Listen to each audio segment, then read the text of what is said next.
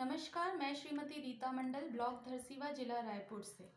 आज मैं एक नया टीएलएम लेकर आई हूँ जिसका नाम है एक तीली लगाओ समीकरण बराबर बनाओ।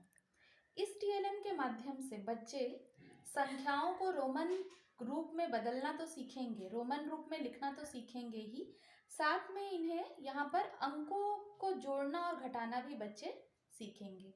यहाँ पर जोड़ की प्रक्रिया दी गई है एक समीकरण के रूप में, जिनके दोनों पक्षों को बच्चों को बराबर करना है यानी संतुलित करना है। इस टीएलएम को मैंने घर पे ही पड़ी हुई वेस्ट मटेरियल्स से बनाया है।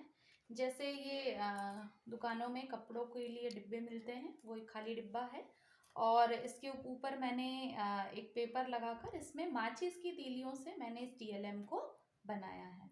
तो आइए देखते हैं कि इसमें हम इस गतिविधि को, इस खेल को कैसे खेलेंगे। यहाँ पे देखिए, जैसे पहले समीकरण में यदि हम देखें तो ये 9 लिखा हुआ है। पहला जो है ये 9 लिखा है। 9 में जब हम 2 जोड़ते हैं तो हमें प्राप्त होता है 11, पर यहाँ पर अभी लिखा हुआ है 10, यानी ये जो समीकरण है वो संतुलित नहीं है। इसका बाया और दाया पक्ष बराबर नहीं है। तो बच्चों को ये संतुलित या समीकरण को संतुलित करना वे कब कर पाएंगे? जब वे पहचान पाएंगे कि ये कौन सा रोमन नंबर है, ये कौन सा रोमन नंबर है और ये कौन सा रोमन नंबर है। साथ ही जब 9 और 2 को वो जोड़ना जानते होंगे तभी इस समीकरण को वो संतुलित कर पाएंगे।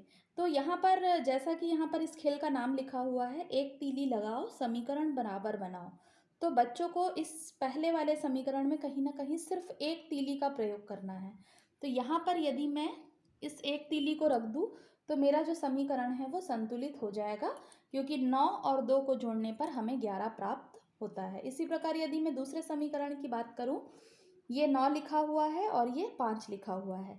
9 में से 5 को जब हम घटाते हैं तो हमें 4 मिलता है, पर यहाँ पर रोमन नंबर्स में यहाँ पर 5 लिखा हुआ है, यानी मुझे कहीं ना कहीं एक तीली सेट करनी पड़ेगी।